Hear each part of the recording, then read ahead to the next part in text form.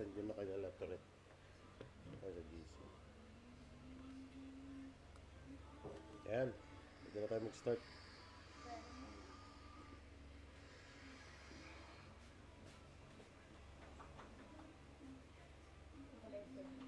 Okay.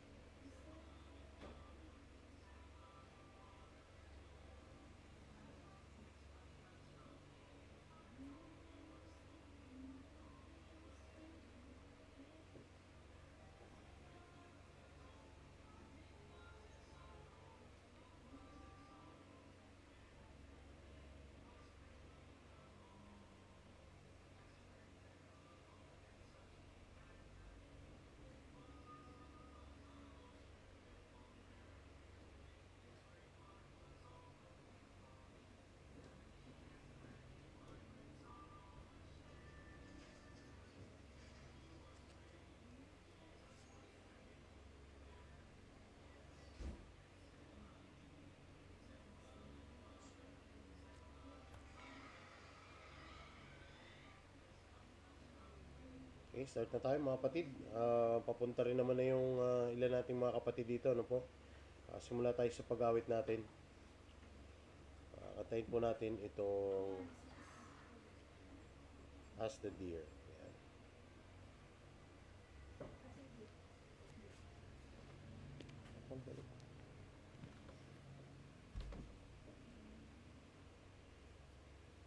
Katayin po natin.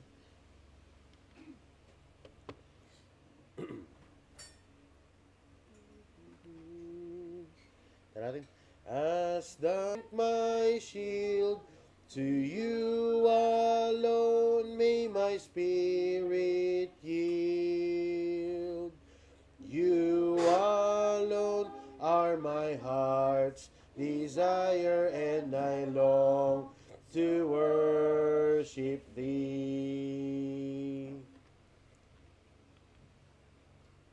Magsigaw po tayo mga kapatid para po sa ating pabungad na panalangin. Ama po namin Diyos, banal at dakila na nasa langit, kami pong lahat ay nagpapasalamat sa magandang umaga na binigay niyo sa bawat isa sa amin, na kami po ay narito sa aming bahay-sambahan upang kayo po ay aming papurihan, at gayon din ang bawat isa sa amin ay makapagpalakasan sa aming pananampalataya. Ama, sa oras po na ito ay hinihiling namin ang inyong pagpatnubay sa bawat isa, sa amin pong pakikinig at pag-aaral ng inyong salita. Dalangin namin na ang mga mapapakinggan namin ngayong umaga ay magbigay ng aral sa bawat isa, magbigay ng reminder at magbigay po ng ilang paalala sa amin na mga bagay na ito ay magamit namin sa amin pong pang-araw-araw na buhay at magamit namin sa mga tao o ma-share namin sa ibang tao na nagnanais na makapakinig ng inyong salita. Mahiling po namin na ihanda niyo ang puso ng bawat isa sa amin na nakikinig, at gayon din ang mga kapatid namin na nanonood sa amin ngayon sa amin pong social media platform. Hiling po namin na ang bawat isa na merong ninanais sa kanyang puso, ito man po Diyos ay kalumbayan sa kanila pong pinagdaraanan, ito man po'y kalungkutan o ito man po'y mga pinagdaraanan patungkol sa mga sakit. Hiling namin o Diyos na kayo po ang sumagot sa amin pong mga pangangailangan. Dalangin namin o Diyos ang aming po mga kapatid na hindi pa namin kapiling sa pagkakataong ito, kayo po magpatnubay at gumabay sa kanila. Handaan niyo po ang puso at isipan ng bawat isa sa amin. At dalangin namin o Diyos na kami po ay makatapos sa aming pagsamba, na kayo po ay aming napapurihan, at higit sa lahat ng bawat isa sa amin ay napatibay sa aming mga pananalig sa inyo po o Diyos. Hiling po namin ang kapatawaran ng aming mga nagagawang kasalanan laban sa inyo. Ito po ang aming samot dalangin sa matamis sa pangalan ng inyong anak na si Jesus. Amen.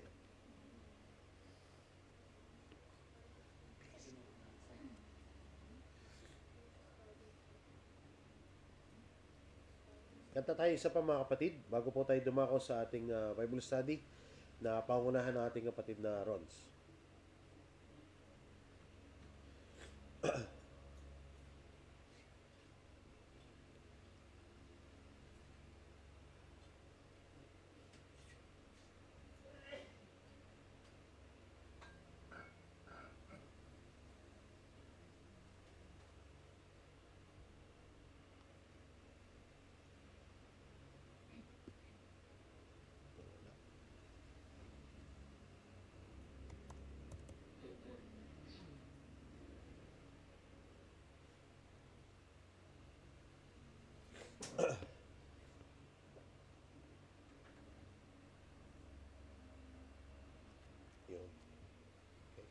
po natin, Beyond this Land of Parting.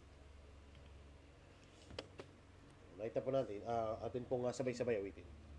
Beyond this land of parting, losing and leaving, far beyond the losses darkening this, and far beyond the taking and the bereaving, lies the summer land of bliss. Land beyond, so fair and bright, land beyond, where is no night. Summerland, God is its light. Oh, happy summerland of bliss. Beyond this land of toiling, sowing and reaping, far beyond the shadows darkening this, then far beyond the sighing, moaning and weeping, lies the summerland of bliss. Land beyond, so fair and bright, land beyond, where is no night.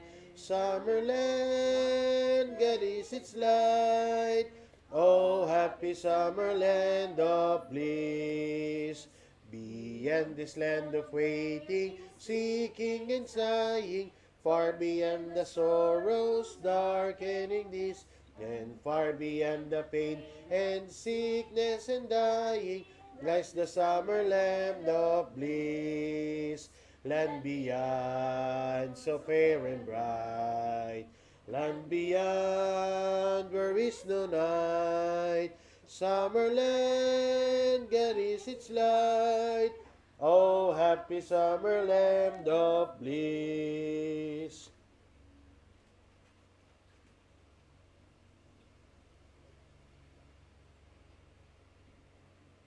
Alingin po natin ang ating kapatid na Rods, mga kapatid.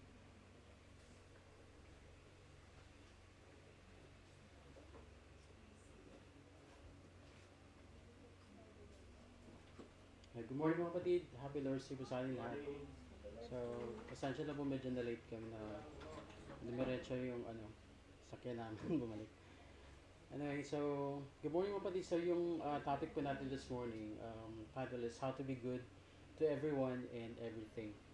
So, this statement mga kapatid, supposedly sa ating mga Kristiyano, hindi na dapat siya isang question, but then, dapat siyang automatic. However, minsan, aminin mo natin kasi sa mga trabaho natin, so we are being surrounded by non-believers. So napapalibutan tayo ng mga taong hindi Kristiyano. So sometimes yung mga bagay na akala natin parang tama yung ginagawa natin, so yun pala is nadadala tayo sa kanila. So parang nasusulsulan tayo na hindi natin na-realize na parang mali. So, I choose this topic mga kapatid actually. So, because what happened is na-share ko din to kay Ellen, kasi this week we have two reps actually na nagkaroon ng argumentation or nagkasagutan sila, nag-away. So medyo challenging kasi sa part ko kasi may yung dalawang yun may edad na. So yung isa parang 45, yung isa 58. So medyo parang medyo nahirapan akong sila. So with that, kinabukasan, so I asked my manager or asked the help of my manager to ayun pag-usapin sila. So yun nga din mahirap na realize ko na mahirap din palang ganun kasi parang kapitan ka din na tagapag-ayos ng ng mga gulo. So but then so yun nga I choose this topic kasi parang nagising ako dun sa sa sinabi ng manager ko na though hindi siya Kristiyano, so belongs to LGBTQ. Sinabi niya kasi, sabi niya, yung dalawa kasi hindi sila talagang ever since hindi sila in good terms.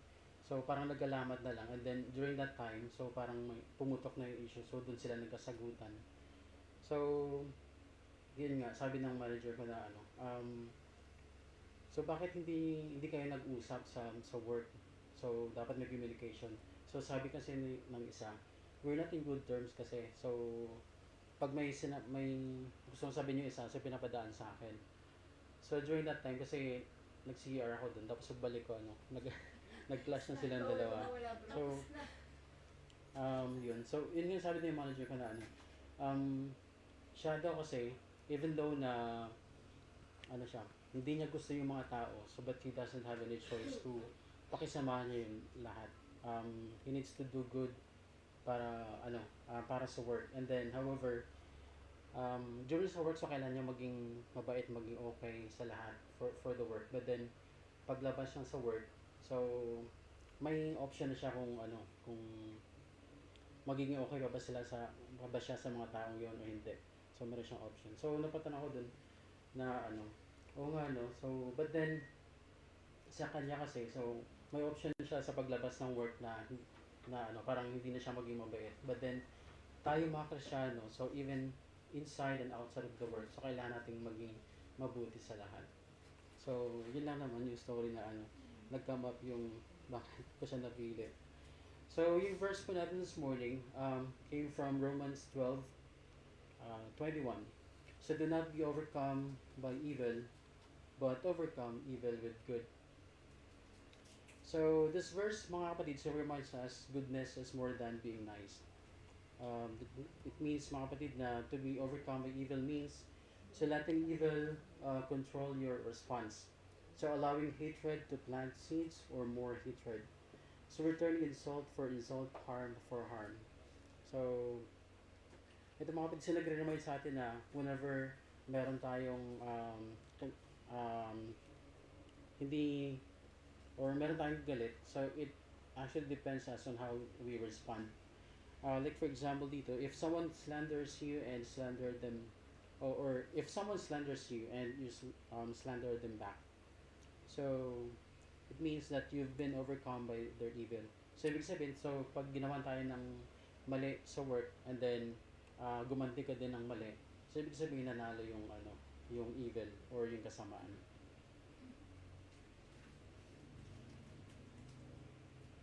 So, however, what does it mean to be good, mga kapatid?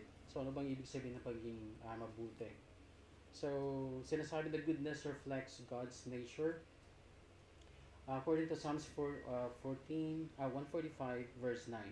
So, the Lord is good to all. He has compassion on all He has made. And to be good to everyone means to mirror God's own goodness, His mercy, compassion, and kindness without favoritism. So it means, mga kapatid, treating people the way God treats us with grace, patience, and love even when undeserved. So, yung mga kapatid, so yung pagiging goodness daw, it doesn't mean na parang meron siyang limitation. So, it's actually unlimited siya. So, once we do good, so ibig sabihin, we are mirroring God's character. So, kapag gumawa tayo ng mabuti sa ating kapwa, ibig sabihin, nag-reflect si Christ sa atin, sa ating buhay. So, wala mo nang, mga kapatid sa akin, oral recitation para hindi na, medyo late na, para hindi makain yung oras natin. So, goodness, mga kapatid, the definition here is it's moral excellence of righteousness of heart and life. So, it means goes deeper. It is moral integrity plus comparison in action. So, it seeks not just to pleasant but do what is right and loving. So, sometimes goodness means speaking truth in love, correcting wrong, or protecting the weak. So, and also we focus doing what is right according to God's standards, even if it's not easy or popular. Yung pagkakaroon ng goodness, mga kapatid, sa ating puso, it also includes yung pagkakaroon ng integrity natin sa buhay. So, ibig sabihin ng integrity, so even though na walang nakatingin sa atin, ginagawa pa rin natin yung tama. And also, expression here. So sometimes goodness requires tough love, so correcting, rebuking, or standing firm against sin. So, I believe na discuss si Brother Vincent tough love last time. So, kagaya ng ginawa ni Jesus dito sa Jesus cleansing the temple. So, basa natin sa Matthew 21 verse 12 to 13. So, it was act of goodness protecting God's house even if it looks harsh. So, yung ginawa kasi ni Jesus ito mga kapatid, so nagalit siya. Since yung mga tao dito is ginawa nilang pasugalan yung templo. So, what happened here is that Jesus get mad o nagalit siya. However, yung kanyang galit na yun mga kapatid is not actually hindi siya nagkaroon ng kasalanan sa galit na yun kasi he was just correcting the people. So it doesn't mean na pag kinakorek natin yung mga tao or yung mga kapatid natin or katrabaho natin, so it doesn't mean na hindi natin sila mahal, but yun nga, it was called a tough love.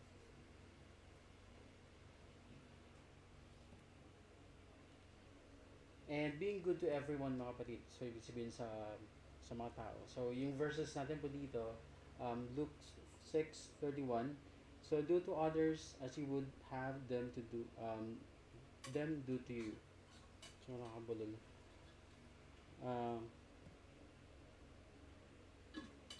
so dito mga kapatid, so it means it's about goodness. So not just avoiding them.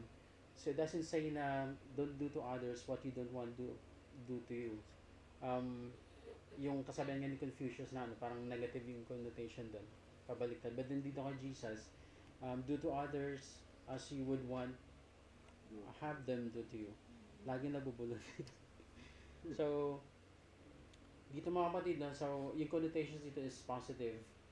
And also dito sa Galatians 6:10, as we have opportunity, let us do good to all people. So, it was a reminder for us na whenever we have time or meron tayong mga opportunity, so let's always choose to be good to all people. Kasi nga, sabi na, mapapansin naman natin sa kapasinan natin na kapag mabuti kang tao, mabuti ka sa lahat. So whenever may mga pangangailangan tayo or like mga needs tayo, so mabilis tayo makahanap ng tulong sa mga tao if we are good compared sa hindi tayo mabuti sa kanila na siguro kapag nangyari sa atin parang parang tinatawanan pa nila tayo. And then also the Colossians 3:12-13 mga kapatid, so clothe yourselves with compassion, kindness, humility, gentleness, and patience. So dito mga kapatid, so early in the morning, so let's always have a practice na let's always be grateful sa pagpunta pa lang sa work. So even though na medyo kulang tayo sa tulog or sometimes medyo bad yung morning natin, but then let's always choose to be good to everyone, and at the same time manalangin tayo sa Diyos na bigyan tayo ng guidance and guidance sa ating work, sa ating paligid, na we should have humble heart and bigyan tayo ng knowledge and wisdom sa ating work. So, kasi whenever we have this practice mga kapatid na we are very grateful sa morning pa lang, so it actually, you can attract the whole day kasi. Kasi I believe dun sa sayings or sa law of attraction na whenever you attract positive things, so positive yung the whole day na bibigay sa'yo. So, unlike na pag naging naiga tayo in the morning, so whole day affected yung mind and soul po natin.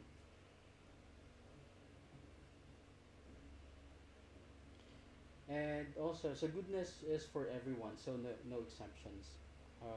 According to Luke 6:35, so love your enemies, do good to them, and lend them without expecting to get anything back. So, kahit may mga kaaway tayo mga kapatid, so kailangan natin, so as a Christian, so it's a requirement for us to do good to them. Kailangan natin tumulong sa mga taong nangangailangan without expecting back. So yung pagiging goodness mga kapatid, hindi lang siya selective. So it flows to all people. So even those who hurt us. So wala siyang hindi siya kumbaga hindi tayo dapat maging racist. Goodness to everyone, no exceptions. So it should be all. So Jesus is calling to us to treat even those who hate us, or I mean who hate, hurt, or oppose us with kindness and respect. So in the world mga kapatid, so people love those who love them back. So sa mundo kasi natin sa ngayon, um, yung mga minamahal na rin natin is yung mga taong good to us. So kapag hindi sila mabuti sa atin, so usually pinapakita natin, hindi natin sila pinapansin or parang ini-ignore din natin sila. However, Jesus actually commanded us mga kapatid na goodness is for everyone, so no exceptions. So even though na kaaway natin sila or may nagawa silang kasalanan sa atin, we have to love them. Also, another example here, so Jesus demands us a higher level of standard of love mga kapatid. So for example, Jesus prayed for his enemies while on the cross. So sinabi sa prayer, Luke 23:34, Father, forgive them for they do not know what they are doing. So even si Christ mga kapatid, so he prayed for his enemies or yung mga taong nabubulagan sa katotohanan. Kasi we can also understand din sometimes na yung mga taong yun minsan nagagawa nila yung mga bagay na kasi parang wala pa sila dun sa sa katotohanan na part. So parang andun pa rin sila sa dilim kaya nagagawa nila yun. So instead na maging hate natin sila, so we should have to love them. And we should have to understand them as a Christian. So kasi nga mga kapatid, real Christian here, love is not limited. So it extends even to those who is not deserving.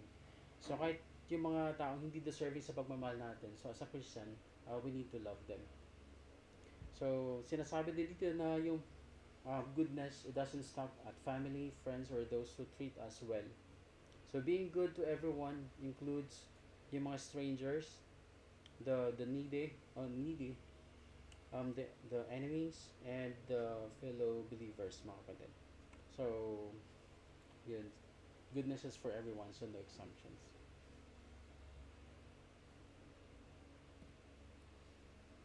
So punta naman tayo mga kapatid sa mga Bible characters and the lessons. So una-una dito si Joseph. So siya yung pinaka natin lagi, pinakabida kumbaga.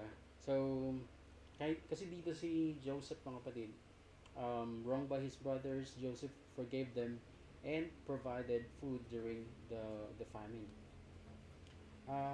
As we all know, familiar naman tayo sa storya ni Joseph. So Joseph was his father, Jacob, favorite son. So paborito siyang anak ni Jacob. That's why yun yung nag-cause ng jealousy sa mga kapatid niya para gawan siya ng hindi maganda.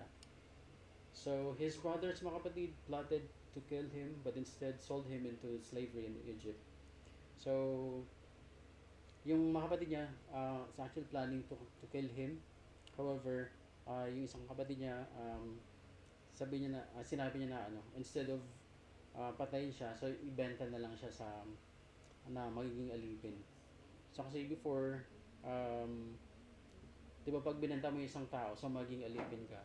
So doon siya napunta dun sa kamay ni Mr. Potiphar. So si Mr. Potiphar, so isa siyang high official sa kingdom ng mga Egyptians. And so Joseph was turned away from his family, falsely accused and imprisoned. So he was deeply wronged, betrayed by his own family, rejected and abandoned.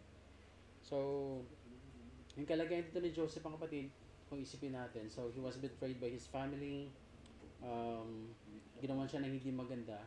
So in our case siguro, sa panahon natin ngayon, siguro sobrang awang-awa tayo sa ating mga sarili or sobrang tayo or nakagawa na tayo ng hindi maganda.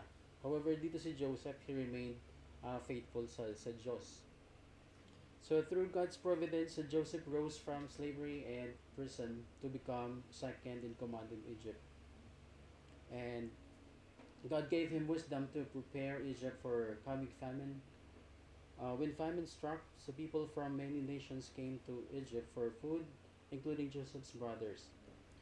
So during the time mga kapatid na na tagutom, um, ito na. So, nung nasa position na si Joseph mga kapatid sa Egypt, so dumating yung time na na merong tagutom.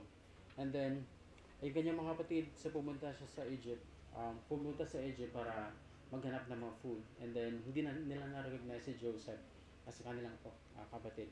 However, si Joseph, yung nari dito is, nagpakilala siya sa kanyang mga kapatid. And instead of si Joseph magtanim ng galit, yung nangyari dito mga kapatid is, hinag niya yung kanyang mga kapatid. So, instead na magtanim siya ng galit, or kasi nasa posisyon na si Joseph, so meron siyang option na pwede niyang pwede niyang bawian, oo. Pwede niyang ipapatay din yung mga kapatid niya, or pwedeng parusahan. However, Joseph chose to be good.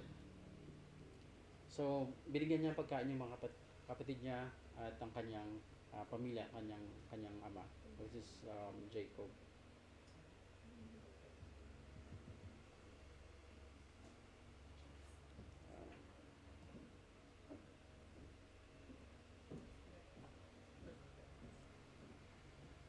Wait lang.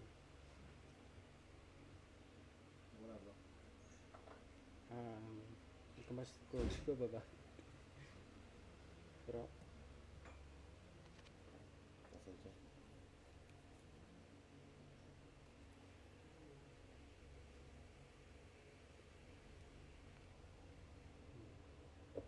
ayun. So, let's proceed naman mga kapatid dito sa the goodness of Good Samaritan. So, mabasa po tayo sa Luke chapter 10 verse 25 to 37. So, this is the story of a goodness din mga kapatid, aside from Joseph. The context of this parable, so a lawyer asked Jesus, so teacher, what must I do to inherit eternal life? So, mababasa po natin yan sa Luke 10:25. And Jesus replied with a great commandment. So, love God and love your neighbor. So, the lawyer, wanting to justify himself, and asked, who is my neighbor? So, sino yung neighbor ko? So, Jesus answered with the parable of a good Samaritan, mga kapatid. So, dito yung the story, mga kapatid. So, as you all know, very familiar tayo sa story na to. But then, ulit natin, kasi the more we paulit-ulit natin siyang binabasa, so the more na meron tayong mga lessons na makukuha. So, dito, a man traveling from Jerusalem to Jericho was attacked by robbers, beaten and left half dead, sorry. A priest passed by, saw him, and crossed the road. So, a Levite also passed by but did nothing. And a Samaritan, despised by Jews and that time, so stopped, cared for him, and provided for his healing. So, dito mga kapatid, yung isang tao na ay natake siya ng mga magnanakaw. So, binugbog at iniwang medyo sobrang kawawa sa daan. However, so merong pari na dumaan po doon. However, hindi pinansin. Same time with the Levites, mga kapatid. So, wala rin din ginawa. However, yung Samaritan na to, mga kapatid, despised by Jews at that time. So, ibig sabihin, yung mga Samaritan kasi before, tinuturing silang mga unclean na, or hindi sila malinis sa mga tao. So, merong discrimination before. So, compassion over prejudice. Jews and Samaritans were enemies. So, Samaritans were despised as unclean. So, yun yan, tinuturing silang hindi mga malinis sa tao before. So, yet the Samaritan stopped when others. So, religious leaders ignored the man. So, yung lesson dito mga kapatid here, goodness here, seeing persons' need above social, racial, or religious barriers. So, yung pagkakaroon ng kabutihan sa puso mga kapatid, hindi hindi lang siya doon based sa social o sa race na kung saan tayo, sa religion where we belong. However, yung goodness is nasa puso po natin. So regardless kung ano ka man, um, isa kang tambay or something, so goodness is always in the heart. So walang ano po dun, walang pili. So the key lessons in goodness of Samaritan here. So true goodness is not just feeling sorry, but it moves us to act. So yung pagkaroon ng kabutihan sa puso mga kapatid, hindi lang ibig sabihin na pag may nakita tayong kawawang tao, so parang sinabi lang natin na kawawa siya pero wala naman tayong ginawa. However, it requires act mga kapatid, or it requires action. So goodness is also compassion in action. Goodness breaks barriers. So yung pagkaroon ng mabuting puso, so binibreak niya yung division sa pagitan ng Samaritan and also sa mga Jews mga kapatid or Levites. So the Samaritan ignored cultural and racial hatred. Goodness sees all the people as neighbors. Yung Samaritan kasi dito mga kapatid, tinuturing niya lahat ng mga tao is neighbors or kapwa-tao niya. So wala siyang racial discrimination unlike sa ibang lahi. So goodness costs something. So dito sa Samaritan gave his time, comfort and money. Goodness often requires sacrifice. So yung pagkaroon ng kabutihan loob mga kapatid, sometimes it requires something sa atin. Kasi nga dito sa Samaritan, so siya yung nagbayad dun para sa pagalingin yung taong nabugbog at also yung pera niya yung ginamit dun. At the same time, yung kanyang effort and time also. So goodness is practical and holistic mga kapatid. So he cared for physical wants, emotional needs, and physical need or financial needs. Goodness reflects God's love. So Jesus showed that to love your neighbor as yourself mga kapatid. So it means actively showing mercy even to strangers and enemies. So sinasabi dito ng Diyos o ni Jesus mga kapatid na whenever we have love your neighbor as you love yourself. So ibig sabihin walang exemption po yun. Kahit strangers po sila or kahit masama silang mga tao, so we consider them as our neighbors mga kapatid. So why should we be good to everyone and everything? Dito mga kapatid sa first bullet, so because God is good, according to Psalm 145:9. So if we are His children, so we reflect His goodness. So tama ka naman mga kapatid. So kung yung kabutihan ay nasa ating puso, so yung Diyos ay nagre-reflect sa ating mga puso. So because it glorifies God. So pagkaroon ng kabutihan sa puso mga kapatid, so nalulugod yung Diyos sa mga ginagawa nating kabutihan. So our good deeds point others to Him. And next, so because it bless others. So doing good impacts lives, spread loves, and builds community. So yun yung mga kapatid. So even though sa mga opisina natin, sa paggawa ng kabutihan natin, so doon nag-reflect yung Christ's heart sa atin. And at the same time, so doon tayo nakapag-edify minsan sa mga kapatiran sa mga kaopisina natin na if you are doing good, so hindi tayo hindi tayo nagpapadala sa mga ibang mga masamang gawain. So they can see Jesus in us. In that way, pwede natin silang ma-edify or pwede natin silang tawag dito. So, sorry. Mapatibay ba? Mapalakas? Oo, papatibay malakas. And then also, maakay din natin sila if in case. And next, so why should be good to everyone? Because it protects creation. So God commanded us to care for the world, not to abuse it. So ito mga kapatid, hindi lamang sa mga tao, but then sa creation ng Diyos. Kailangan nating maging kailangan meron tayong care. So like sa kalikasan natin. So gawain ng mga Kristiyano mga kapatid, hindi mamutol ng mga puno or even sa mga animals mga kapatid. So we should also be good for them.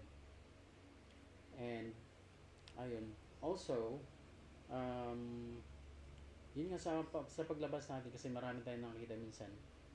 Ako kasi yung parang environmentalist din ako na parang naiinis ako pag nakita akong tapon na basura sa labas, parang parang minsan parang sarap pagalitan pero wala kang choice. Pag pinagalitan mo mag-aaway na kayo. Kasi may time before na parang sakay ako sa tricycle tapos yung kasunod tricycle may tinapon siyang basura dun sa babae pa naman na ang sarap din pagalitan. Pero syempre, as a Christian, so we should have to show them love and respect as well. So kung pwede natin silang pagsabihan, but then we have to pagsabihan natin sila ng maayos. So practical applications mga kapatid. So to people. So forgive someone who hurt you. Speak encouragement instead of criticism. So help someone in need without expecting anything in return, and volunteer or serve in your community or church. So ito yung applications para sa atin sa mga tao. So whenever may mga tao man na kagagalitan natin or mga kapatid natin, literal na kapatid na nakaaway natin or yun nga, nakasagutan. So we should have to forgive them. As a Christian, so dapat yung laging laman ng bibig natin is more on encouragement. Hindi yung mga criticism or sometimes laman ng bibig natin mga chismis.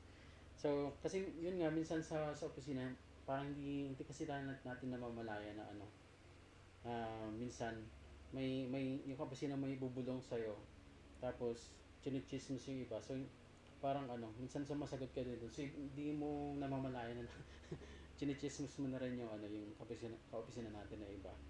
So we should have to be watch out din mga kapatid. So it's a great lesson mga kapatid. Actually, alam naman natin yung ating mga gawin as a Christian. However, minsan may magre-remind sa atin na mga situations sa mga tao para maging aware tayo. So, ito, love to creation. So, ayan, nabagin kanina, hindi lamang sa tao, but then sa creation. Conserve water, food, and energy. So, plant or care for plants.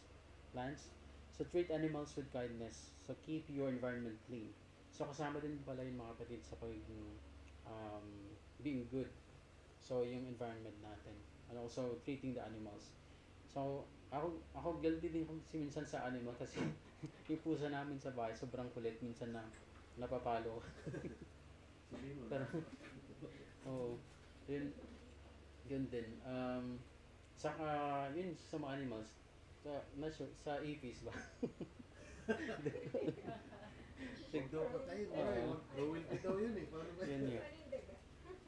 Let go mo lang.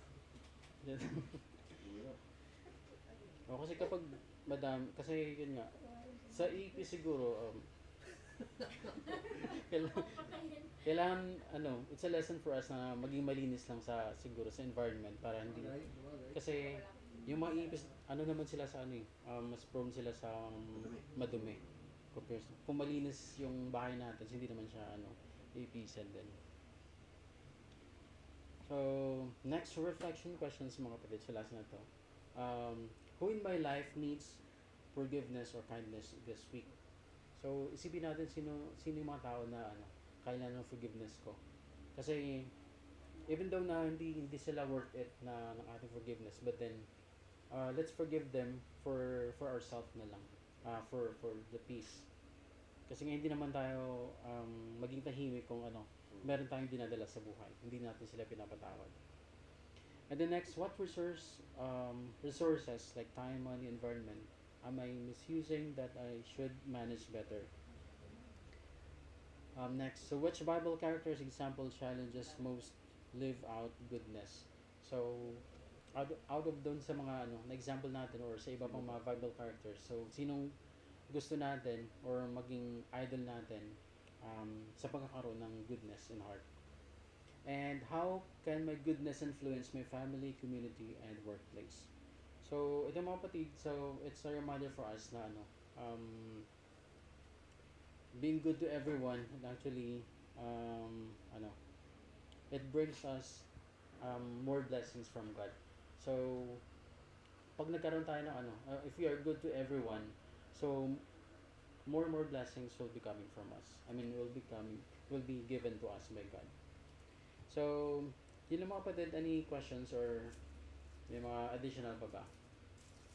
Or may mga experience ba kayo na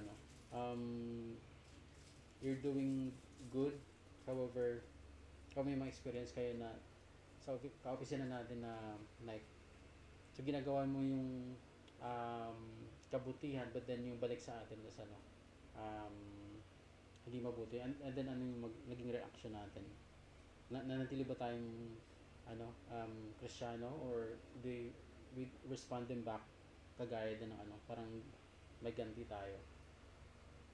May gusto mo mag-share isa o dalawa before tayo Meron ko sis. Oh, Kamulan na isa lang.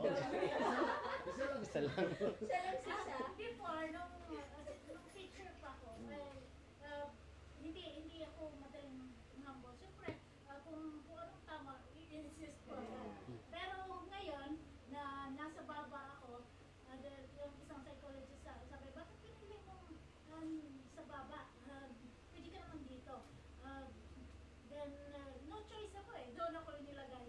So, natututo ako, naisip ko, before, kung yung mga ari-arian, lalo lang pag ari-arian, ang pagkuhanin sa'yo, hindi yung madaling, i-forgive dahil may sentimental value yun. Inano sa iyong magulang. Pagkatapos, maalis, talagang, minsan, buhay ang kapalit na gawain. Pero ngayon, nung nabasa ko, sinabi, kung kinuhanan ka ng ari-arian, huwag mo nang kunin. Sabi ng Panginoon, hindi madali. Ang tagal kong na-process yun. Pero ngayon, parang nasundan pa. Kaya inisip ko, mas gaano ba kalaki yung lahat na yun na kinuha sa akin na mas malaki pang blessings na ibigay ng Panginoon. At saka nabubuhay ako kahit wala yun. Kaya hindi madaling mag-let go. Pero talagang sinasabi ko rin. Sabi ng Panginoon sa Old Testament, sa Ezekiel, kung halimbawa yung mga inggitira o magsaway, yung kay Solomon sa ano ba yun, Ecclesiastes, kung mga inggitira o magsaway yan, magagalit yun. Then, natututo ako nung nag-audio Bible nga ako, paulit-ulit, hindi mo naman ma-memorize yung ng Panginoon sa dami, 66 books. Pero pag inulit-ulit mo yon, naisa sa buhay mo. At saka yung mga tao rin kahit hindi Christian, natututo ako sa hindi Christian dahil sinabi, ay, huwag mo na yan. Huwag mo, pag sinabi ng gano'n, nagpapantiga na nga kayo. Tainga, hindi ako manahimik na hindi ako magsalita, mag-fight back sa kanya. Sabi, pag ganyan, huwag mo na lang, umalis ka na lang. Dahil alam mo ng attitude niya, na gano'n talaga. Sabi ng Panginoon na huwag, na sana makipagtalo sa mga liko, pag-iisip huwag makipagtalo sa mga liko. Dahil kahit anong pagpagtalo mo sa kanila, kahit tama ka, hindi ko nanalo sa kanila, hindi nila maano. Kaya, na-appreciate ko ngayon na gano'n, ang aking, lalong-lalo na sa mga ibang paniniwala. Yung Bible word na, kumbaga, words of God na lang ang binibigay ko yung tama. Hindi na ako nakikipag-ray, ganito kayo, ganyan. Hindi na. Thank you, sis. So, yun yung lesson, kasi yung lesson natin mga kapatid na be good to everyone, hindi talaga siya actually madali. Mahirap siya. Yun nga, however, tayo as a Christian, so, we are required to be good to everyone. Kasi, yun nga, pag ginawan tayo ng hindi maganda, so, we have to let them go na lang. Diyos na yung bahala sa kanila. So, what Saka we... yung yung sasampa ng kaso, paghahabla, talagang nagawa ko yun before. Hindi ko pa masyadong naiintindihan.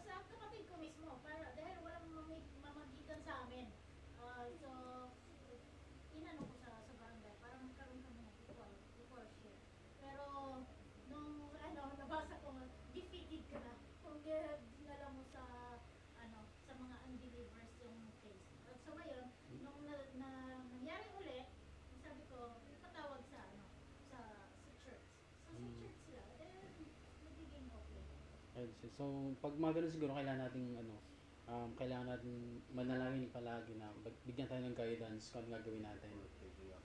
Yes, correct. Before doing the actions. Nandiyan si Satan lagi nagpo-provoke eh. Yes, correct. So, lagi tayong ginagamit. I-overcome mo, paano mo na yung provocation, matalo mo. Yun good. Yun naman talaga. So, yun yung challenge sa atin mga kapatid this week. Be good to everyone. And next week, sa check natin kung na-accomplish natin. So, yun lang mga kapatid. At happy Lord's Day sa atin lahat.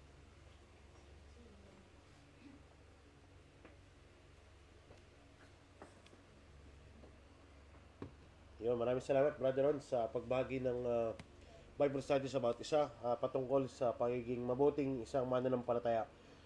So, kung i-remind natin yung sarili natin yan every week, maganda, no? Lagi kang para kang merong assignment to, yan ang ginawa mo mabuti. Pero kasi, nag-work yan, di ba? Kahit yung sa, tawag dito, sa mga memory verse, di ba? Laging ganun yung ibang congregation, nagugulat ako eh. Merong si, ganun brother, dito rin ba sa Guadalupe meron din? Dati? Na parang, tawag doon? Memory verse na kada week. Kasi sa congregation din sa Commonwealth, gulat ako. Nagtatayuan yung mga may mga nare-research. Sabi ko, ang haba pa nung research. Sabi ko, alam ko lang na memory verse, yung pinakamahaba. Ano yun? Jesus wept. Grabe. Umiyak si Jesus Christ. Sabi ko, grabe naman. Pero, sa patuloy nga na pagpapractice nga or ganyan, kung lagi tayong nare-remind, mapapaalalahanan tayo. Pagdalasan sa amin dito eh. Pero sa atin next time maging lesson din po sa atin yan. Maganda po kasi yan dahil mag-start lang yan. Ultimong yung paggawa ng mabuti. Makikita mo na mananampalataya o mabuting tao yung isang tao sa ultimong pagkuha ng pagkain at pagtapon. Ganun lang yan eh. Ganun lang yan. Simpleng-simple lang. Nasa resto ka. Kaya nandun ka sa food court. No? So, tapos nakakaubusan ng table. Nakita mo naman halos wala na naglilinis. Hindi man naman lang yung pinagkainan mo kahit papaano. Kung talagang wala nagkukulik or kung may nagkukulik, edi sige. Pero wala nagkukulik, edi kahit ikaw na. Balik mo na lang dun sa pinag-serve sa inyo ng pagkain para lang kahit papaano. Mas gagaan ng tawag dito, yung bagay na hindi naman parang, linis na ha. Kakahiya naman sa inyo. Parang huwag naman ganun. So, kumbaga gawin mo siya with good conscience. Tapos, yun nga, yung ultimong, dati kasi may guilty ako dyan bro. Si Bogs at saka si Jude niya ang lagi nagre-remind sa akin. Minsan si Mrs. dati. Pag nasa tricycle ka, kain ka, tapo mo yung stick mo. Ganun lang. Ano nga, parang feeling ko, siguro baka pet peeve mo yung ganun bro. Na parang, kakainis pag nakakita ko nagtatapo na sila Bogs at si Jude niya. Yun ang na-impart sa kanila nung school namin dati sa Adventist nga. Sa akin tinuro yun 4 na taon pero hindi nag-work. Pero sa kanila nag-work. And eventually, ng Diyos, natututunan ko na siya. Siguro yung mga pieces na lang, yung mga cotton bud, siguro, yun ang mahirap. Pero, pag nasa labas, hanggat maaari, kahit pa paano. Pero mag-start kasi yan sa bahay. So, maganda yung lesson, mga kapatid. Maging reminder siya sa atin, na maging mabuti tayong halimbawa. Parang basic GMRC lang. So, maganda po. Maraming salamat, Brother Rons. Mga kapatid, dako na po tayo sa atin pong Lord's Supper at hilingin natin sa pangunguna ang ating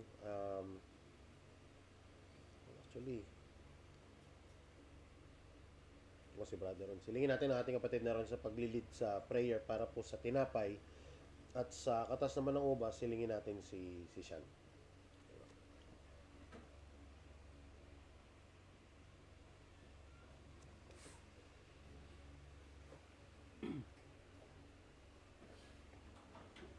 Nalahan tayo mga kapatid para sa ating banal na hapunan. Maraming salamat naman sa pagkakataong ito na ibinigay niyo po sa bawat isa sa amin na kami po ay nakarating sa lagkan ito na ligtas at malayo sa kunan. Sa pagkakataong ito, humingi kami ng basbas para sa tinapay na unang libuturan ng simbolo ng katawan ni Jesus na namatay sa krus para tubusin namin ang kasalanan. Dalahin po namin naman na sa pagtanggap po namin ito, maalala po namin kung gaano kahalaga ang kamatay ni Jesus at ang kanyang muling pagbabangon. At lahat ng po ito naman, hinili po namin sa Panginoon ni Jesus. Amen.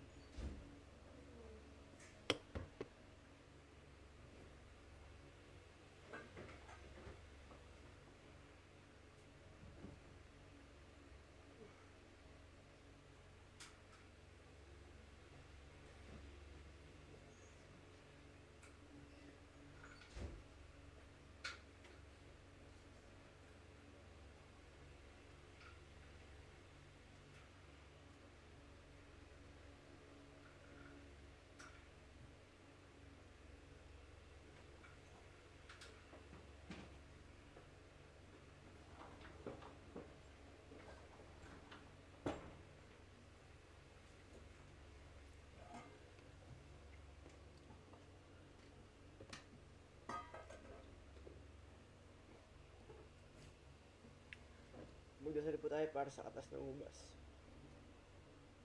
Kami pong Diyos Ama na nasa langit, papasalamat po kami ngayong araw sa binigay na po para po makapag-worship po kami sa inyo. Papasalamat po kami sa mga lessons po na natutunan po namin ngayong araw.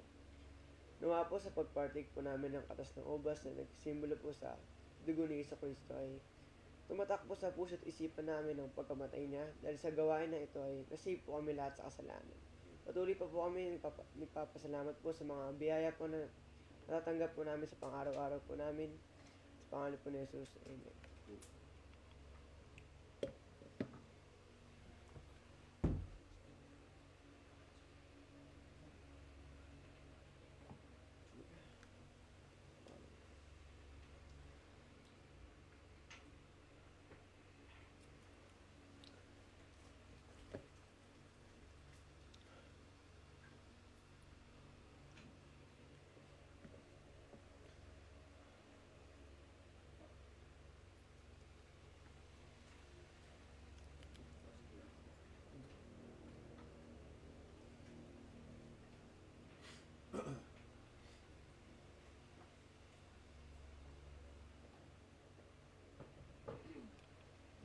Magdasal po tayo para sa giving.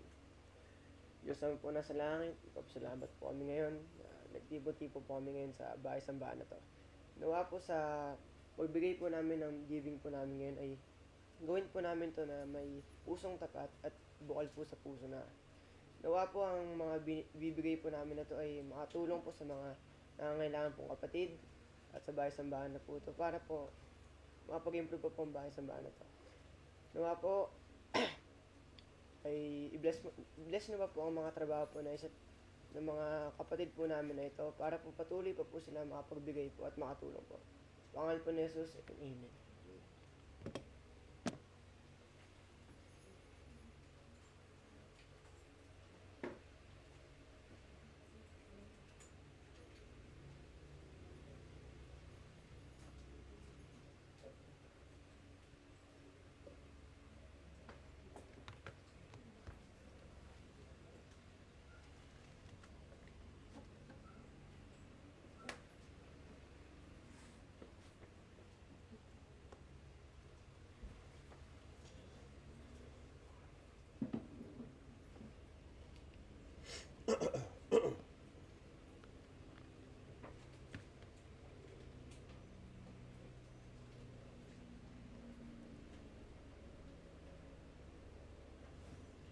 Maraming po salamat sa mga nag-lead or nanguna para sa atin sa ating malay pagbibigayan at sa pagtanggap natin sa katas ng ubas. Mga kapatid, dumako na po tayo sa mensahe po ng Panginoon ngayong umaga na akin pong ihahatid sa inyo. And sabi nga ni Brother Vince, pagka ganyang medyo running time siya, magra-rap daw siya.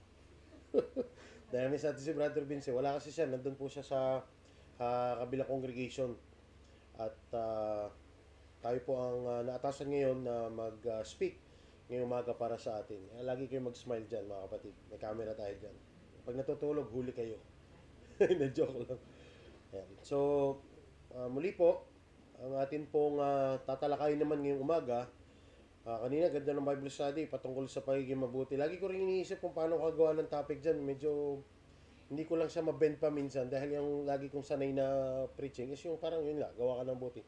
Mas may mga magaganda pa example kaya nalagay si Brother Rons and nakakatuwa. Maganda yung kaya lagi naman yan lagi rin nakasave sa akin yung mga preaching nyo para kung sakali makakuha ka din, makakapag-review ka din. And kung gusto nyo pong balikan, kung di ako nagkakamali, 30 days ata na nag-i-stay yung mga live videos sa isang profile. Tama ba? Social media, Oo. Depende. Okay. Tapos, wala siya parang nag-update siya sa akin na parang ilang days na lang siya, siya. Pero parang mga 30 days bago mawala yung live.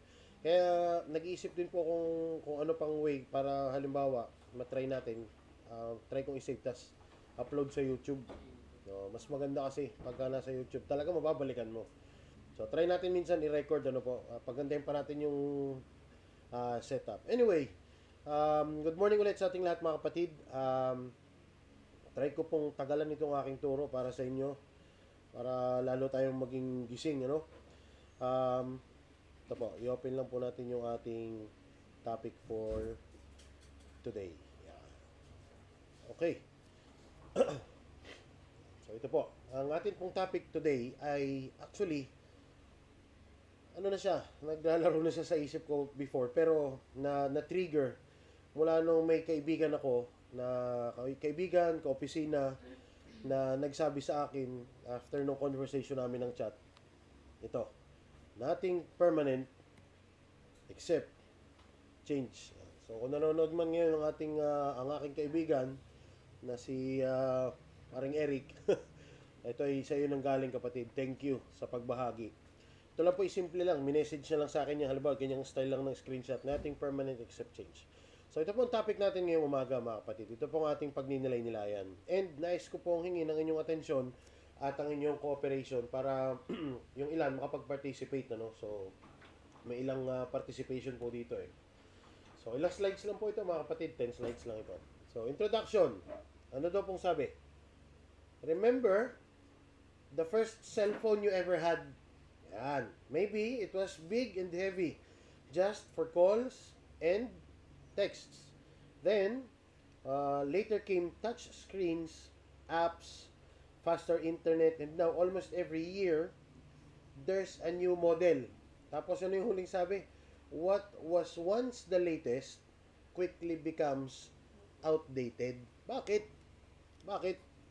Sa iPhone, yung iPhone, nakabili ka ngayon, mga bilang ka isang taon, okay, minsan half month lang may update na. Oy, update mo na yan. Minsan, nagkakaroon na siya ng software update. Tapos, minsan naman, yung ilan, napipilitan na magpalit na. Di ba, Dal? Maganda na yung cellphone ni Sis Dal ngayon Fully. Yan, alam nyo mga kapatid, wala namang masamang mag-spend sa mga gadgets and sa devices, lalo na kung nagagamit natin talaga sa maganda, no? Napapakinabangan yun. Sa vlog, kasi lahat halos ng vlogger ang gamit na device or cellphone, karamihan, iPhone kasi sobrang linaw talaga. And kung meron ka namang business o may trabaho ka, maganda siya sa notes. Yung iba naman din may notes. And nashock nga ako si Mayor Vico ang cellphone, Android. Android. Sabi ko, ba't di naka-iPhone si Mayor? Nakakagulat naman, ano? Pero yan nga, mabalik tayo dun sa mga cellphone. Siguro naman, lahat tayo rito naka-experience ng old cellphone. Tama? Magkakaedad. Maliban na dun sa mga bata. And dahil nga dyan, may throwback. So yung una makakapagbigay sa akin ng cellphone model, ngayon, unang cellphone model na, wild guess, regardless kung ano, magbigay lang sa akin muna. Bigay lang kayo. Halimbawa, bigay kayo ng unang cellphone. Tingin nyo. 5110. Motorola. Nokia. Yung number 1 kong ilalabas ha. Medyo may tumama na Yung una ko ilalabas. Una ko ilalabas na picture dito na slide. Yung dali, tinamaan. Tinamaan niya. Pero meron pa? Wild guess? 31. Pinakauna yun Pero ang point ko lang is parang yung medyo naging tumatak sa inyo. Medyo sikat na phone. Nandun na tayo sa Nokia.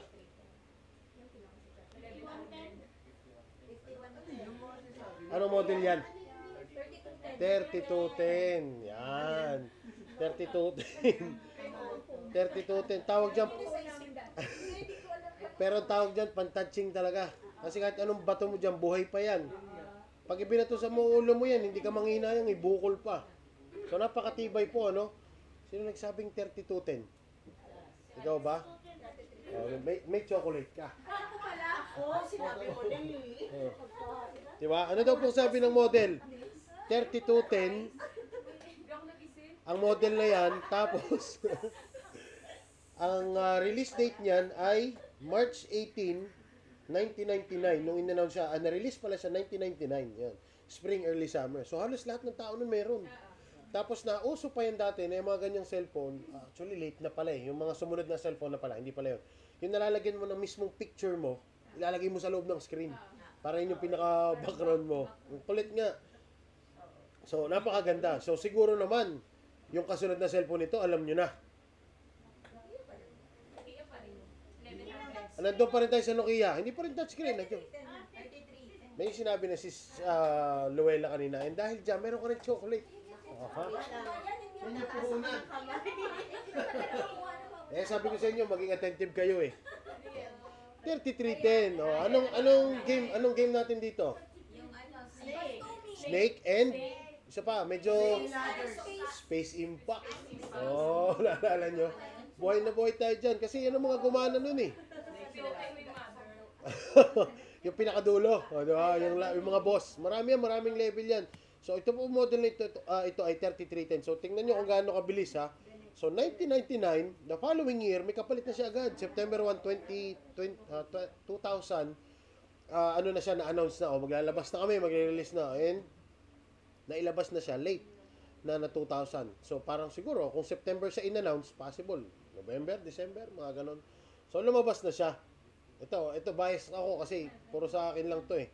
Puro na-experience ko lahat ito. Ay, ako naman ang nagtuturo eh. Malay ko dun sa mga ibang telepono. Next, wild guess. Medyo umangat naman ang konti rito. Siyempre, may camera na. Motorola. Uh-huh. Yung may parang dahon. Ano ba yung may dahon? Nokia pa rin? Nokia pa rin ba? Hindi na siya Nokia eh. 2 words. Sony Ericsson. Ayun. Ano, ikaw na naman? Baka naman pwedeng iba. Bigyan natin sa iba. Okay, sige. So, Sony Ericsson. Tama. Yan. Dahon ba yan? Yan. Kasi nagkaroon ako niyan. Lahat yan, pinaglumaan na binigay lang sa akin. Yan ang na-experience ko yung telepono. Tapos meron kang video na parang, ang video mo doon is gift lang, yung GIF lang na mga paulit-ulit lang na ganun lang yung lumalabas na model. So ito po ay T610. Yan, meron po ako niyan. Galing sa tatay ko, binigyan niya ako na pinaglumaan ng kung sino-sino, inabutan ko pa. So ito po ay na-release ng March 2003. Na-announce at na-release ng same year, spring din, early summer. Yan. So, sino ba? Ikaw ba? Hindi naman. Siyempre, yung iba naman. May last na cellphone. Ito. Yung mga nakasagot na siguro, wag na sumagot. Para yung ibang chance, yung iba naman, makapagbigay sa chance. Ayan, si Dal. Ito pong ating next na device ay, bibigyan ko na kayo ng clue, kamukha ni Iron Man. Oh, yan. Kamukha siya ni Iron Man. Para siyang suit ni Iron Man pag napagmasdan nyo. Motorola. Sabi ko, yung iba na. No, iba na. Motorola sis. Meron din. Nagkaroon ba kayo ng ganitong device? Naka-experience din ako niya kasi. Tingnan mo yung katawan. Tingnan mo yung tsura ng keypad. Parang yung tiyan ni Iron Man. So, yan po ay Motorola na ano? Anong model? Razer. Nako. Yan. So, Motorola Razr V3i Flip. No, ito po, lumabas naman. In-announce 2005. Tapos, na-release ng same year, November naman. So, may date na. So, tingnan nyo yung years na nag-change ang ating mga mobile devices ng dati. Tuwan-tuwa ka na sa di-keypad. Ang huling time na nag-keypad po ata ako ay 2013 to 2014. Nakakipad pa ako niyan na cellphone. And ayoko niyan. Mga cellphone touchscreen, ayoko niyan. Nauso pa yung BlackBerry. Tapos pagka mag-internet lang ako, mag-ano ka, punta ka lang sa computer shop o kaya kung meron kang tablet, meron kang laptop, ganun lang ang style. Parang ganun, mga PisoNet. So, yan po ang naging, kung makikita nyo kung paano nag-evolve ang ating mga gadgets. Cellphone pa lang yan. Paano yung iba? Ano to? Family computer. Bukod pa yun. Pangat ang pag-angat, Sega. Napunta ng PS, PS1, PS2, PS3. May PS5, PS3 yung huli kong inabot. PS3, wala pang... Ano sis?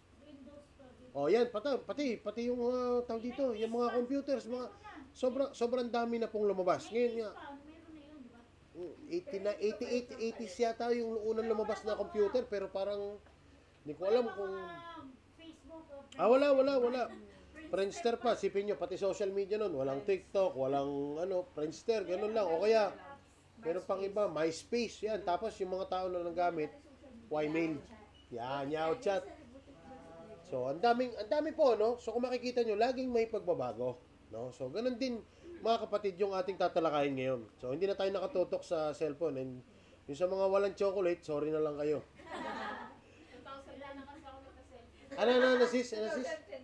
2010. O, dahil naawa ko sa'yo, may isa ka pa. Para sa'yo na to. Ayan. Last na yan. Kasi 4 lang yung chocolates para lang dyan. So, sabi ko sa inyo, mahaba ito eh. So, sabi, tingnan nyo po, no? Basahin natin, observe natin. Life is a lot like that. Ano, parang mobile devices lang natin or ating gadgets.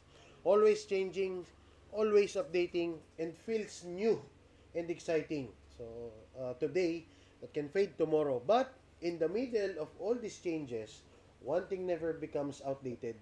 Sino po? Or ano po? Yun ay ang pag-ibig ng ating Panginoon sa atin. At yung kanyang pangako ay nananatili. Kailan daw? Mula kahapon, today, and forever. Yan naman ang mapapanghawakan natin. Walang update yan. Yung tipong, Lord, naka-iOS na ako eh. Ano ka pa rin ba? Baka mamaya Pentium 1 ka lang. Hindi po pwede yun. Hindi ka naman pwede ring maiwan. So, hindi po nagbago. Never nagbago salita ng Diyos. Sabi ng aklat ng Pedro, di ba? Ang damo, malalanta, ang bulaklak, matutuyo. Ngunit ang salita ng Diyos ay mananatili magpakailanman. Ngayon, mga kapatid, jump tayo dun sa mga main points na meron tayo. Sorry. Sorry po.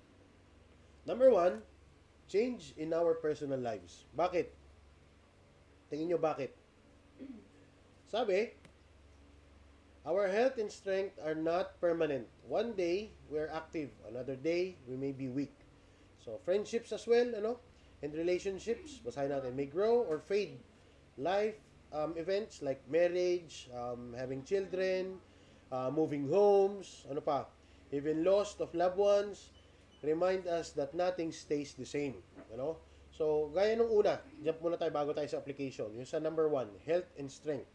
So, yung health natin is, ano yung kasabihan natin? Health is wealth. Kasi talagang, yan, kayamanan yan mga kapatid kapag ka po tayo ay nag-ingat sa ating katawan. Bakit? Kung naalala nyo, di ba sabi ko, pagka ako gumagawa ng preaching, kadalasan, gusto ko nag-apply muna sa akin bago ko ituro sa iba. Kasi pag tinamaan ka, mas madali mo siya may share. And pag sinabing health, pagdating sa akin, kita nyo naman yung aking paglobo noon eh. From payat, papalubo, pataas. So, ano nangyari? Nagkaroon ka na, nagpa-check up ka, sinabi, mataas yung ganito mo, mataas yung dami pinagbawal. Sabi ko, ano ba ito? Sabi ko, dami bawal. So, ang hirap, Kaya, dapat, bilang isang mananampalataya, meron din tayong tinatawag na, self-control. Tinuro rin sa atin yan, mga kapatid na tayo ay mayroong control. Control saan? Sa lahat ng bagay, lalo na sa pagkain. Minsan kasi, kaya tayo nagkakaroon ng sakit, yung number or yung dami ng tinitake ng bawat isa sa atin. Ako ito, tatapatin ko kayo. Kung kayo ay ganito, mag-iwas-iwas na kayo. Everyday na mamamalengke ako at nakakita ko ng tutusukin ko. Tusok. Fishball, calamares, kung ano pa, isaw, kung ano pa, inihaw. Bukod pa yung palengke sa hapon. Minsan may isda, may saging, may ganun. Okay yun, healthy.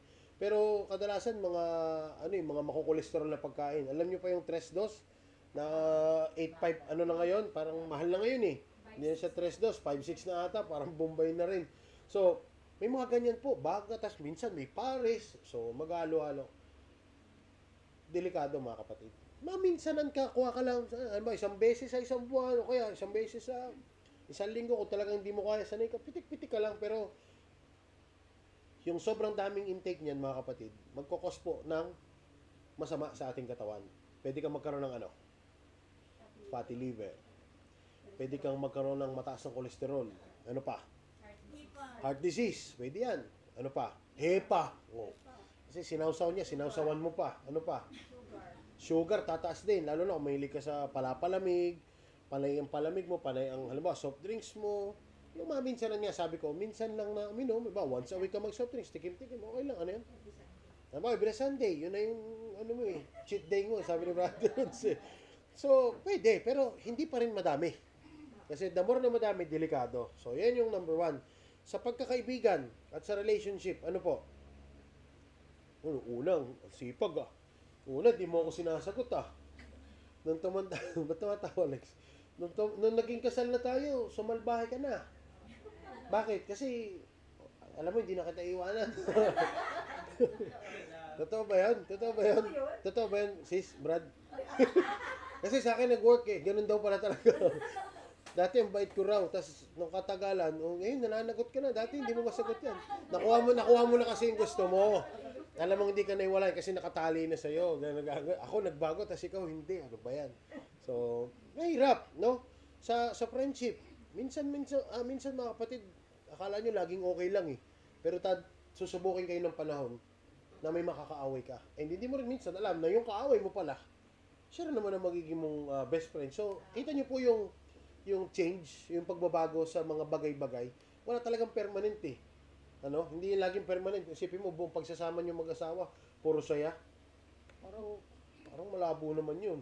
Diba? Parang yung sabi kay, tawag dito, dun sa palabas na Inside Out, hindi laging may joy. Meron ding kalungkutan. So, magkakaroon ng equal, patas. And, ano pa? Sa mga anak, ano po? Yung mga anak, minsan nakakaramdam ng, lilipat na naman tayo ng bahay. Wala na naman yung mga tropa ko. Hindi ko na, mababago na naman yung set of friends ko. Diba? So may ganyan po, ay ako naman po mga kapatid, sabi ko nga sa inyo, hindi ko alam sa bilang ng nanay ko. Sa bilang ng nanay ko kasi mula 1984, nung nagsama sila ng tatay ko, nalibot na yata namin ng lahat ng paupahan. Kasi ang dami ko eh, kaya feeling ko, nakatulong siya sa aking personality, na kahit sino kaya ko kausapin. Kasi lahat na namabugot, wala nga namang bata ka, tahimik ka lang. Dami kong naging kakilala. Ang dami kong naging kaya hindi ako nagtataka na kayo, dahil hindi nga kayo nagpapalipat-lipat nung araw, medyo mahihayin kayo sa labas. Ayan. Kaya siguro ganun. Wala namang masama. Wala rin namang masamang palipat-lipat ang bahay. Depende naman sa sitwasyon. Na-observe lang. And minsan, ang pinakamasakit, hindi naman tayo laging buhay. Mamaya, pagising mo, hindi mo alam, patay ka na pala. So, mahirap. And nothing stays the same. Ngayon, yung application dito mga kapatid, don't take people or seasons for granted. Bakit? Ano ang dapat nating i-look forward?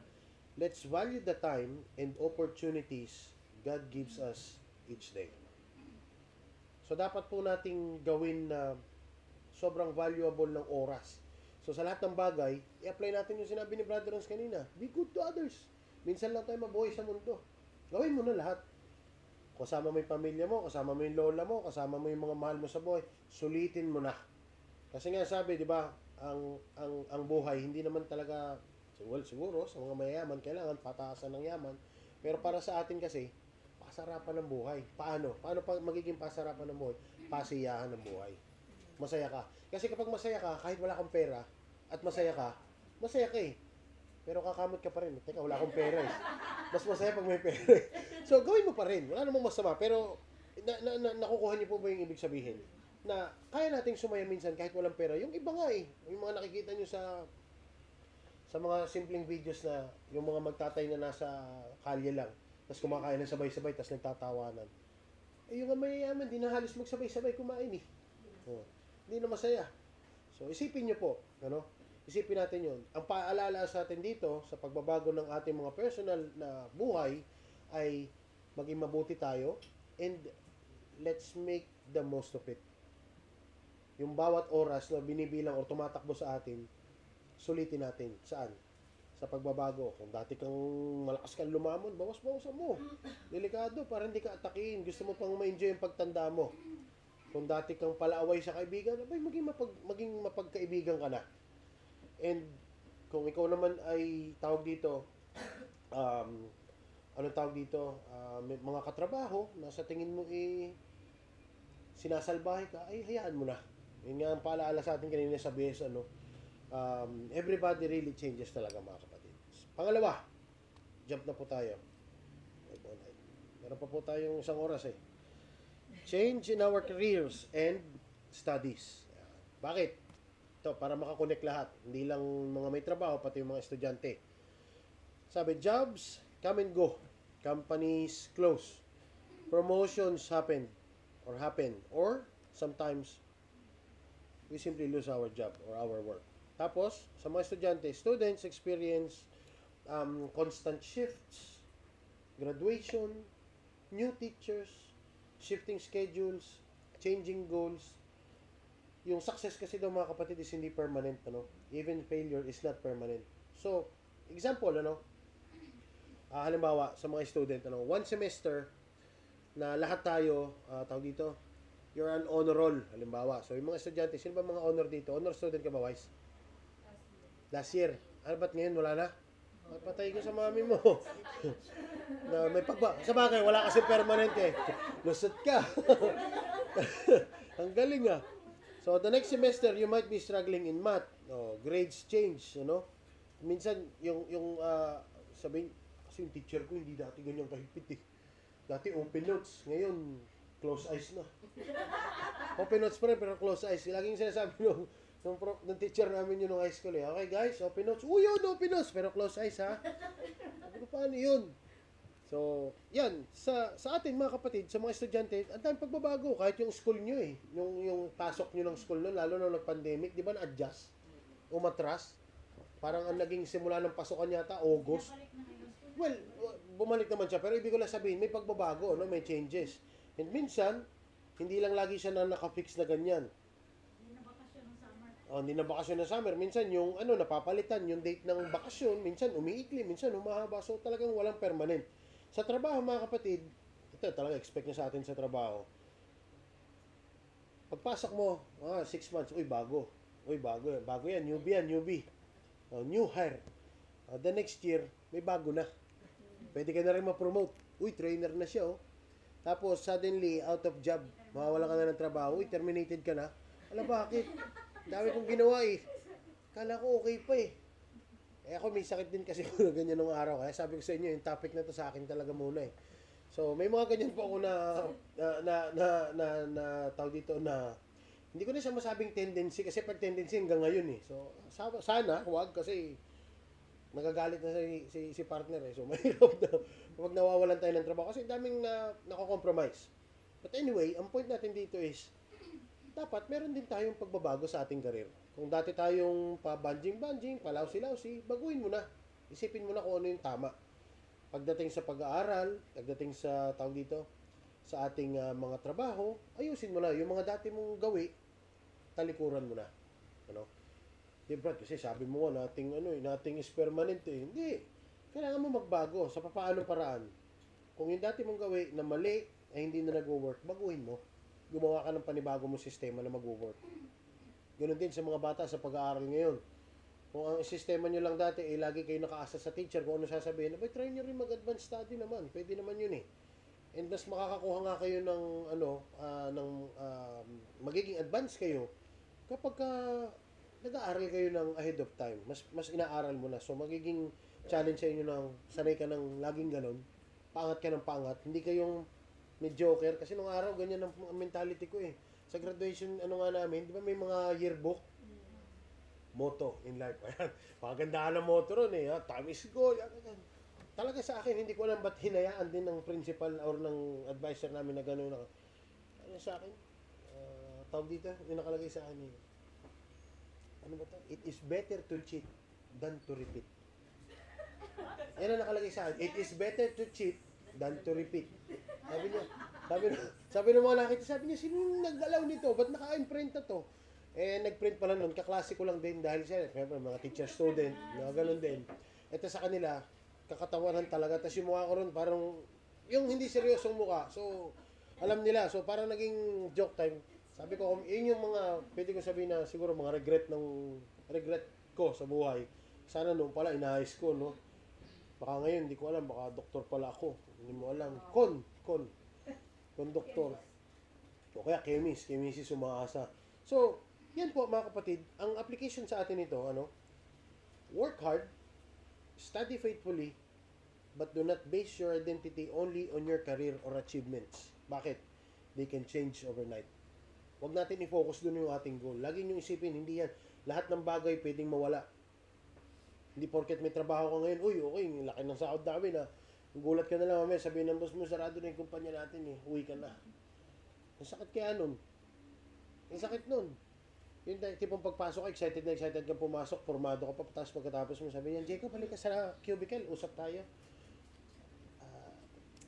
Sakit man sabihin, pero Jacob, tatanggalin ka na namin today. Ito, sabi ko, ano po yan? Tapos pagtingin ko, check ka muna tayo, 23 pa lang. Boss, sahod pa eh. Hindi ko aabutin. Ay, sige, ka mag-alala, paabutin natin yung sahod mo ng ganito. Pero ang sakit na naman, mahanap ka na naman ng panibagong trabaho. So, mahirap. And sabi ko nga po sa inyo, ang bagay sa mundo, walang permanente.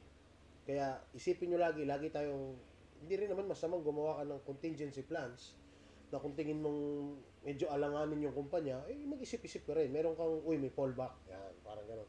Kumbaga sa budget, kung na-overspend ka, meron kang emergency funds. So, marunong ka mag-budget dapat, pero dapat meron kang emergency funds. And ito po yung magandang encouragement sa bawat isa. No? So, number 2, yan po yun. Change in our careers and studies. Last, change in our daily living. Yan. Bakit? Kung kanina, daily lives, ngayon, daily living naman. So, ang una, sabi po, prices rise. Tagal pa rin ng bigas na 20, no? Technology advances. Sorry naman, wala naman akong against. Tawag dito. Kung 20 ang bigas, kawawa ang farmers. Oo, talagang pharmacist. Technology advances, routines shift. Even our moods and emotions change daily. The comfort we feel today may not be there tomorrow. So have you ever noticed how every time you go to the grocery, kung tayo man po ay mamili, diba, may mga ganyan ka moment eh. Ano na, 30 ngayon. Yan na, kuha ka lang dyan. Lagay mo. Lagay ka, kuha ka. Tapos may pagbalik mo, anak, tingnan mo muna presyo. Baka mahal eh. Check mo muna. Teka, computein mo. O, bilang. 35? Ay, 35 dati ano lang yun ah. Dati 20 lang eh. 35, balik mo. Sabi mo. Pag mong kunin. Ay, mami, gusto ko yun eh. Ay, hindi. Magtipid. Nagtataas ang presyo. So, makikita nyo rin minsan eh. Siguro, may ilan na pag tumingin sa grocery, walang pake. Wala naman akong problema ron. Kaya naman ng lahat. Pero, ang point ko lang minsan, makikita nyo din minsan yung prices. Talagang umaangat talaga. So, umaangat din po ang ano natin eh. Bilihin talaga eh.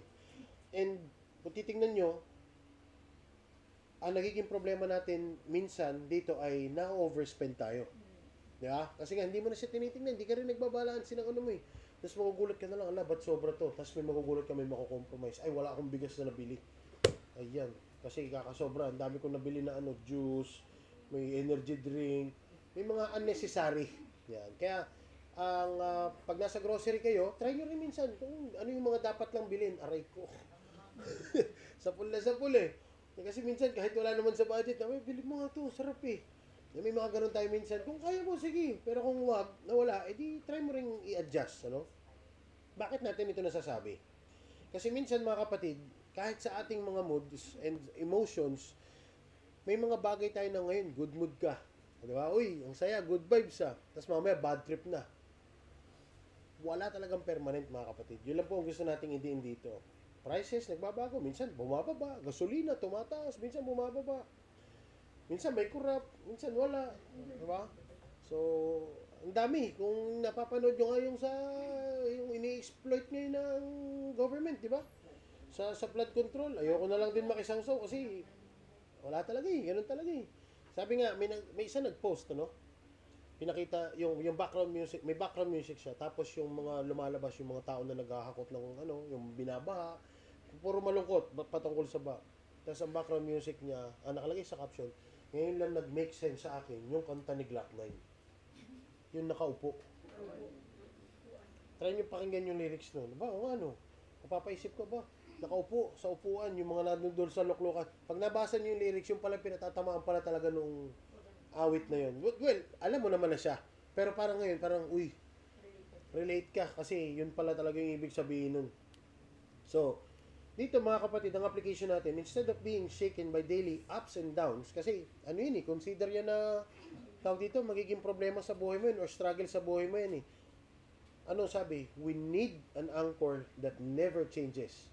Kung lahat may pagbabago, may problema ka sa pera, tumataas ang bilihin, kailangan mo ng anchor. Ano ba yung anchor?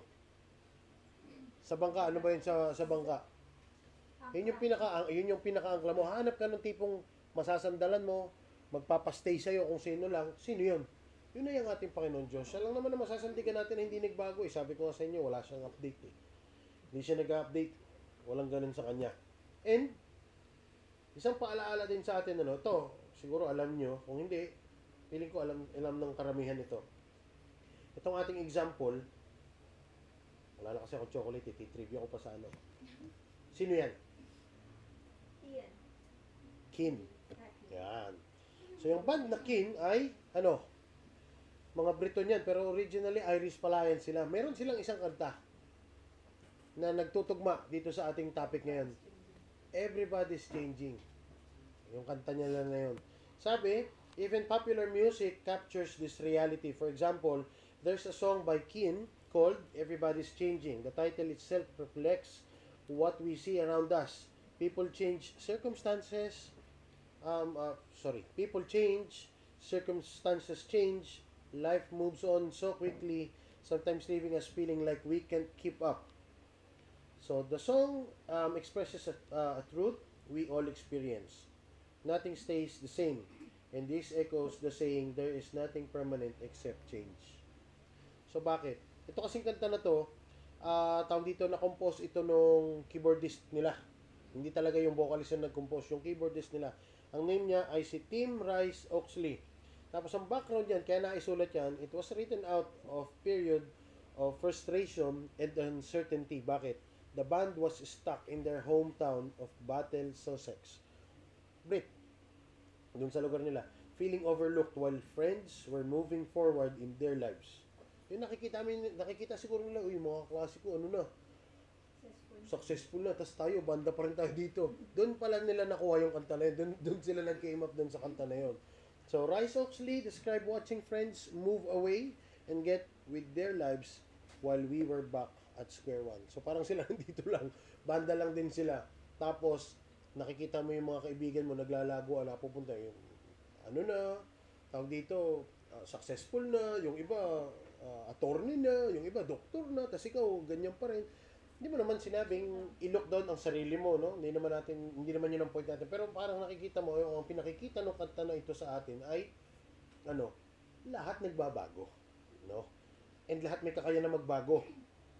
Yun po ang isa nating tandaan, Hindi porket sinabi mo, sila lang yan, sila lang ang successful okay na, di kayo na. Ako, okay na ako dito. Hindi. Kailangan mo ring umangat. Hindi tayo pwede basta maging mediocre lang.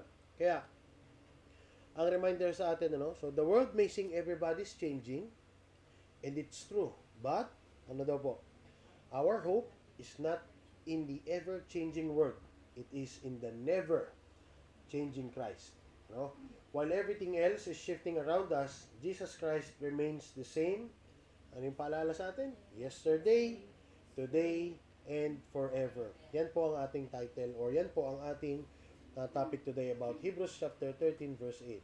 That's where we put our trust. So, quick recap for our conclusion, mga kapatid. Ano po ang sabi? Bilang ating conclusion. So, life keeps changing and our personal lives shift through health, relationships, and seasons. Ano pa? Our careers and studies rise and fall with success and failure. Ano pa? Our daily living changes with prices, technology, and even our emotions. But, while everything around us changes, o kung nagbabago man lahat sa ating kapaligiran, God never changes. O God never change. O God never changes. His love, mercy, and promises remain the same. So muli mga kapatid, dun sa ating napag-aralan na topic ngayong umaga, nawa po ito ay magbigay ng reminder sa atin na wala talagang permanent sa mundo. Pero sa kabuuan, bagaman may mga pagbabago at tayo ay naapektuhan, tandaan natin na mayroon tayong isang Diyos na masasandalan. Yun naman ang kagandahan sa isang mananampalataya o sa isang Kristiyano. Kasi kapag ikaw ay Kristiyano, regardless kung ano man mangyari sa iyo, lagi ka lang positive na may inisip. Hindi. Kaya ng Diyos yan. Pananampalataya mo. Well, minsan, ang faith natin, natitempt din na parang, meron ba talagang Diyos? O kaya, ba't parang ganito? Ba't naman Lord? Sabi mo lang sa akin, patitibayin ako ng pananampalataya ko sa mga temptation and trial. Ba't mo naman ako binigyan ng malala? Minsan may ganun nako-question natin Shaking. Pero kumbaga sabi ko nga minsan, isipin nyo nga po mga kapatid, si Pedro, sabi ng Panginoon Diyos, ipagkakanulo mo ko ng 3 beses, Panginoon, hindi mangyayari yan. Hindi mangyayari yan. O dumating yung time na nangyari na kay Jesus Christ yung hinuli siya. Tinatuan niya nga si Jesus Christ 3 times. Diba? So isipin nyo, apostol niya yun, ha? Nagkamali pa. Yung Panginoon sa Kristo. Pero nung nag-resurrect na, nagiging, na talaga siya. Pero, Nakita niya na, totoo. yun nga so ibig ko sabihin parang kailangan ba makita mo pa ang Diyos para lang talagang hindi ka mawala. Yun nga kasi ang parang sa kanila parang disadvantage compare mo sa atin ngayon. Sa atin kasi ngayon, tayong mga Kristiyano, na nananatiling Kristiyano sa Panginoon, minsan, sabihin ng iba sa inyo, ba't ka naniniwala sa Diyos, hindi mo naman nakikita? Di ba? Yun ang lagi nila sagot Sabi nila, kami, lalo yung mga nasa bundok, tinuturuan nyo. Yung mga tao sa bundok, kasi nasamba niyan araw. Alam mo, sagot ng isang pilosopo, sabi nun, at least yung araw nakita ko. Kasi hindi pa nga nila naunawaan. Hindi nga nila naunawaan. Kilala, magsishake pa. Hindi Yun. pa na Correct. nakatayo sa bato.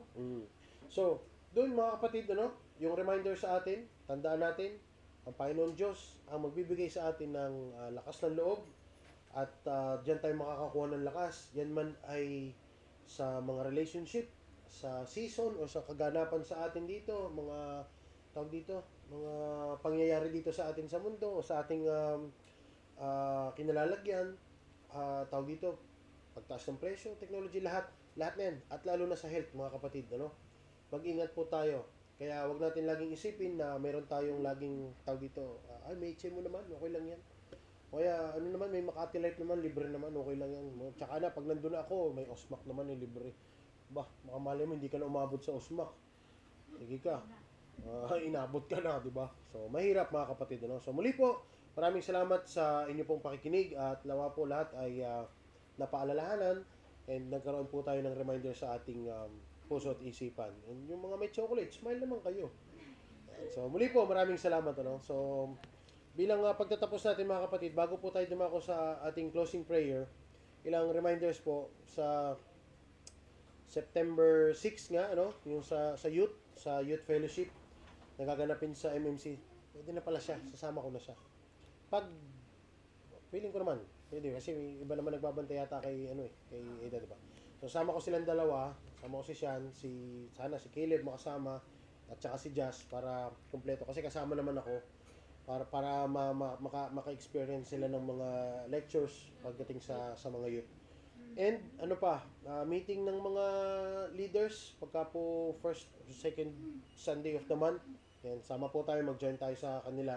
And yung iba, si Brother Vince nga po wala kasi nandun sila sa kabilang congregation sa QC.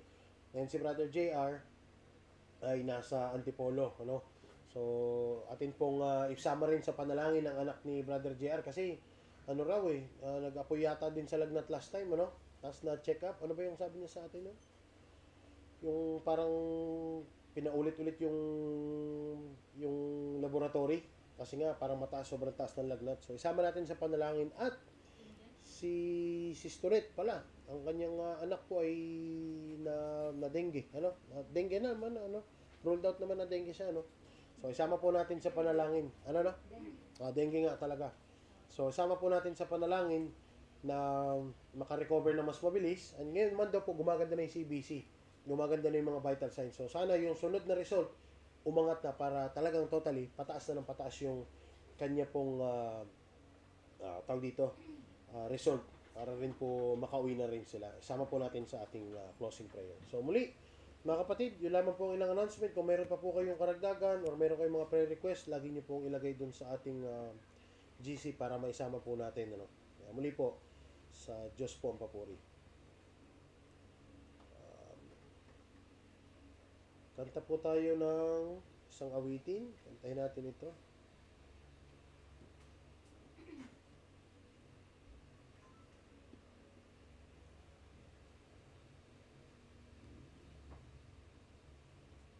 God be with you till we meet again. Pagkatapos po nito, tayo dumako sa ating panalangin. Hintayin po natin. God be with you till we meet again. By his counsels guide uphold you, with his sheep securely fold you. God be with you till we meet again. Till we meet, till we meet, till we meet at Jesus' feet. Till we meet, till we meet. God be with you till we meet again. God be with you till we meet again. Neath his wings securely hide you. Daily manna still provide you. God be with you till we meet again. Till we meet, till we meet, till we meet Jesus' feet. Till we meet, till we meet. God be with you till we meet again. Last. God be with you till we meet again. When life's perils they confound you, put his arms unfailing round you. God be with you till we meet again. Till we meet, till we meet, till we meet at Jesus' feet. Till we meet, till we meet. God be with you till we meet again. Sige po, magsitayo po tayo mga kapatid para po sa ating pangwakas na panalangin.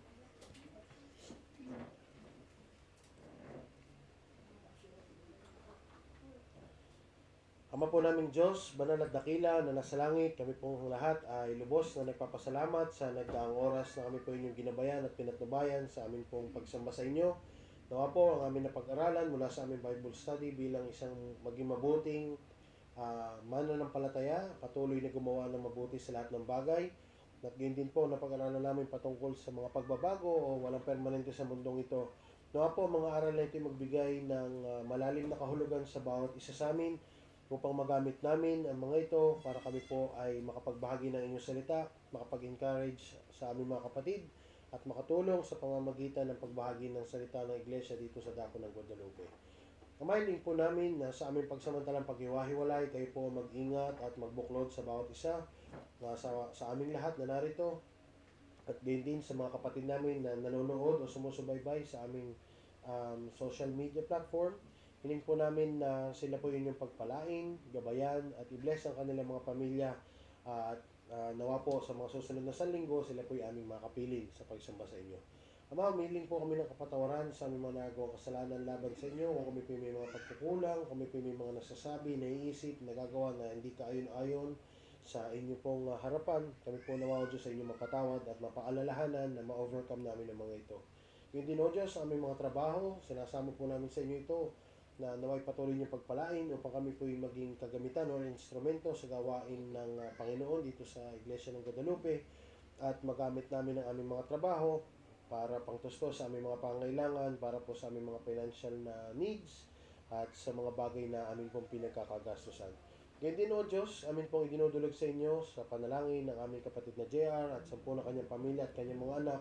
Nawa po o Diyos, ang kanyang mga anak na nagdaranas ng sakit at mga karamdaman na inyo po o Diyos ipuin upang sila ay gumaling at magkaroon ng karagdagang lakas sa kanilang mga katawan, at ang kanilang mga gamot na tinitake o Diyos ay maging kasangkapan sa kanilang kagalingan o Diyos. Hiling din namin ang aming kapatid na Tonet at Jerry na nasa ospital ngayon o Diyos, na nakakonfine na kanilang anak na si Aubrey.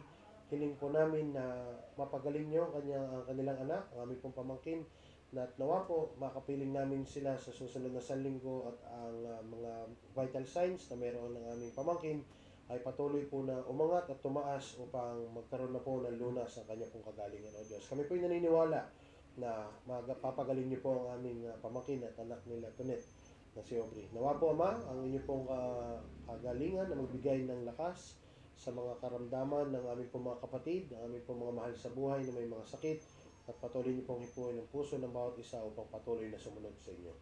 Ito po ang aming samot dalangin at isinasama po namin, O Diyos, ang aming mga pagkain na pagsasaluhan. Magbigay po ito nawa ng kalakasan sa aming katawan. Ito ang aming samot dalangin, O Diyos, sa inyo sa matamis sa pangalan ng inyong anak na si Jesus at sa patnubay ng inyong banal na Espiritu. Amen. Thank you. Ay. Sinad mo pala kanila.